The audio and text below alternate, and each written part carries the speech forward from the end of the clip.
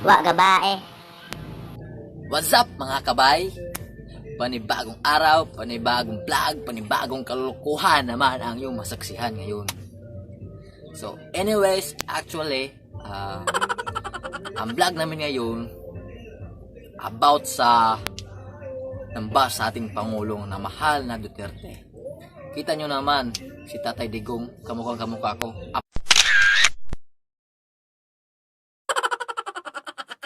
Apo niya ako, sa hindi nakakaalam guys, bye, apo niya ako, galing ako ng probinsya ng Mindanao, apo niya ito, sa labas, nakita lang ako sa basurahan. So bago tayo magsimula, pa-shout out sa mga supporters natin dyan sila.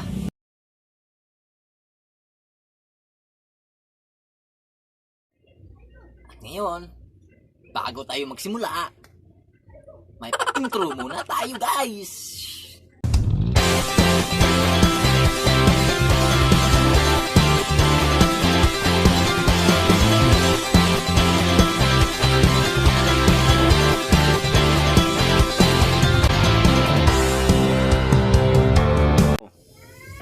So, alam niyo naman nyo guys, kung sino nambas sa ating mahal na Pangulo ngayon. Alam nyo kung sino yung mga artista, ang mga kupal-palo, walang ginawa, kundi puro dakdak sa social media natin ngayon. So guys, ipakilala ko sila sa inyo. Sila yung mga GF ko noon at yung mga tita ko ngayon at tita ko noon. It means, hindi ko sila kilala. So guys, ito na, magsimula na tayo. Una kong ipakilala sa inyo guys. Nahirapan ako guys, kasi GF ko sa noon.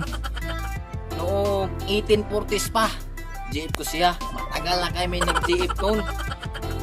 Kaso lang, hindi kami nagtagal kasi hindi ko alam eh.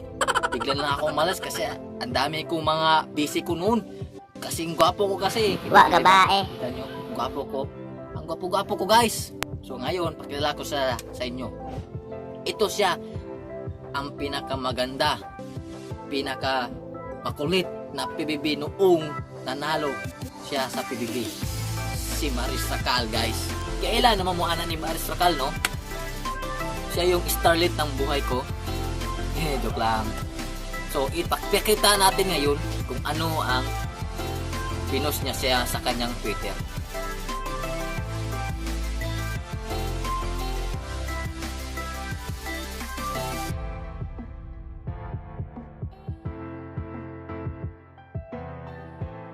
So yun mga kabay, nakita nyo naman kung ano ang pinost niya sa kanyang Twitter. Sus ko, Maris Racal, anong ginawa mo sa buhay mo? Nagbulag kay tatungod sa lockdown ni Tatay Digong. Wa gabae. Baka na mao.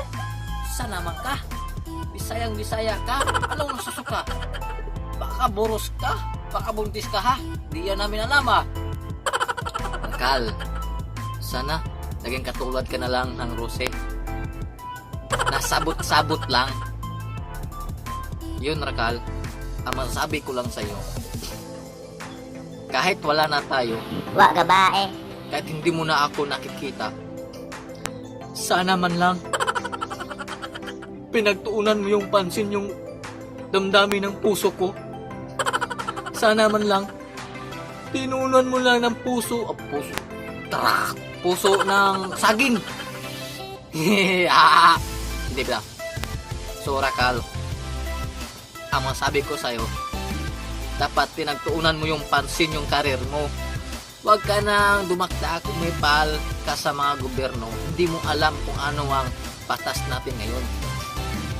Wala kang pinag-aralan. Ako, nag-aral ako ng law of katulog, law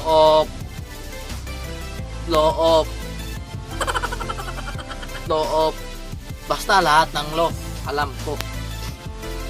Kaya dapat yung mga sinabi mo, pinost mo sa social media, pinalitan mo na lang ng mga relief goods at pinabigay mo sa mga kapwa nating Pilipino para naman makatulong ka. Sana lang naman sa'yo Racal, at sana rin itong araw na ito, lahat na namang ba sa'yo ay parehas mo na mali ka at sana rin humingi ka ng dispensya ba? Dispensya. Dispensya?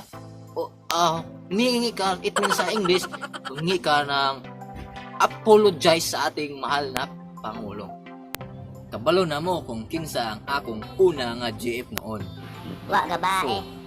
Ipaila na po nako ang akong ikaduhang GF na si Kim.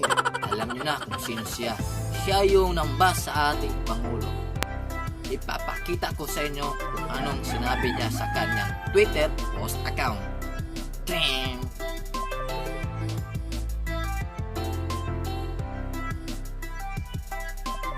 So Kim, alam mo, ano namang nangyari sa buhay mo? Bakit mo ginawa yon? Hindi lang tayo nagkikita, yan ang ginawa mo sa post sa mga Twitter mo. Pambihira ka talaga, Kim. Bisayang Bisaya ka, yan tuloy. Hindi ka napawin sa Cebu. Yan ang napala mo sa mga ginawa mo. So mga kabay, research ko kung ano ang mga sinabi niya sa Twitter niya. Teka lang ha, kukunin ko muna yung cellphone ko na 50,000 na binili ko sa Wa ka ba eh? sa ang mall na yun. Cairo Mall. Doon nyo makikita sa Mua Boulevard, Philippines of the Mall Asia. Doon ko nabili sa Underground of Business of Cairo Mall. Yun. I-research ko muna. Teka lang guys, i-research ko muna guys. So yun mga kabay, nakita ko na. Ito yung sinabi ni Kim na maganda. Sabi niya, guys, bye, mahina ako sa English, kaya minsan-minsan mabubul yung boses ko. Kaya makinig lang kayo. English ito sinabi niya eh. Kaya, sige, mag-English ako. Manos bid ako dito, patay tayo. So ito guys, sabi ni Kim Cho, being responsible leader is harder at takes compassion, heart, dignity, and a lot of patience, and of course, one has to be healthy, physical, and mentally. And this, so mga kabay, hindi ko pa mabasa ng mga English kasi hindi ako marunong magbasa ng English. So, kayo na magbasa nito, papakita ko sa inyo. Ito guys, yun. Hindi ba? Oh, ito si Kim Cho. Yan. Kita nyo? Oh. So, yun mga kabay. Kita nyo? So, si Kim Cho, nagdrama-dramahan naman. Hindi ko alam kung anong pinagagawa niya sa buhay ngayon. Bakit siya nagdrama-dramahan? O gusto lang niya makipagbalikan sa akin? Wa ka ba eh? Hindi ko yan masisisya kanya kasi siya yung sa akin, nakipag-split. Kaya wala akong nagawa. Yun, nagdrama-dramahan sa Twitter at sa ibang social media. Sa iyang pinost, nagdrama-dramahan naman. Hindi ako malulokon mo, Kim. Alam ko mga ginagawa mo at hindi mo ako makakuha ng ganun-ganun lang. Kasi itong kagwapuan ko, hindi mo makakuha. Kaya, wa ka ba eh? baliwala ka na sa amin ngayon. So, ikaw, Kim, magdrama ka lang dyan. Iyak ka nang iyak. Bahala ka na sa buhay mo. So, ikaw, mag-ingat ka ha. Love you. Woo! Mga kabay, ipakilala ko naman sa inyo ang pangatlo kong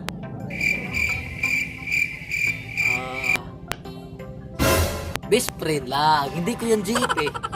So, pakilala ko siya sa inyo. Siya ang pinaka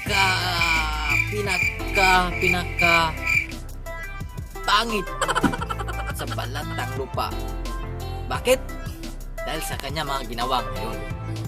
So, yun mga guys, ipakita ko sa inyo kung ano ang pinost niya sa kanyang Twitter.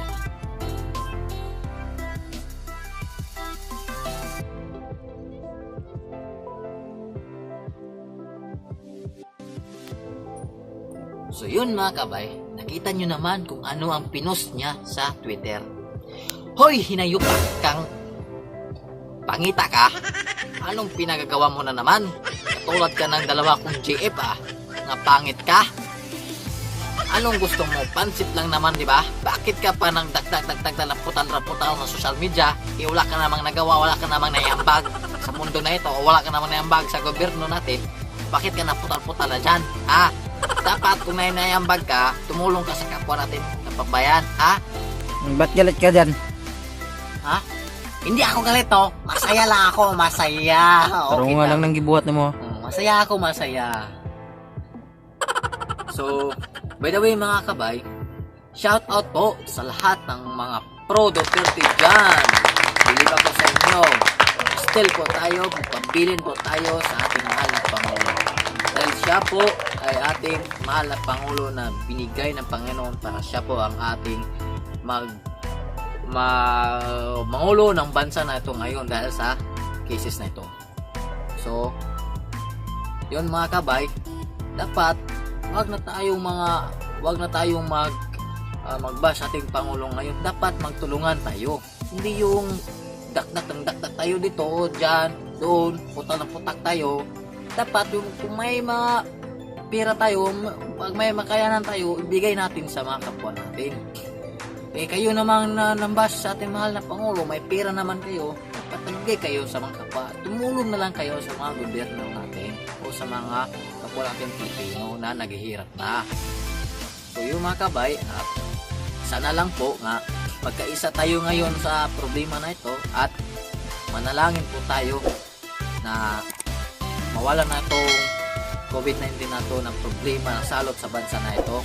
At sa mga bashers po na dyan, mga salot na walang wan, sana rin po manalangin tayo na mawala na rin sila. Hindi pala. Sana po ay magbago na sila at ma-realize nila na tama yung mga pamalakad ng Pangulo natin ngayon. So mga kabay, yun lang. Keep safe po sa inyo at sana po gabayan kayo ng Panginoon. God bless. Alright.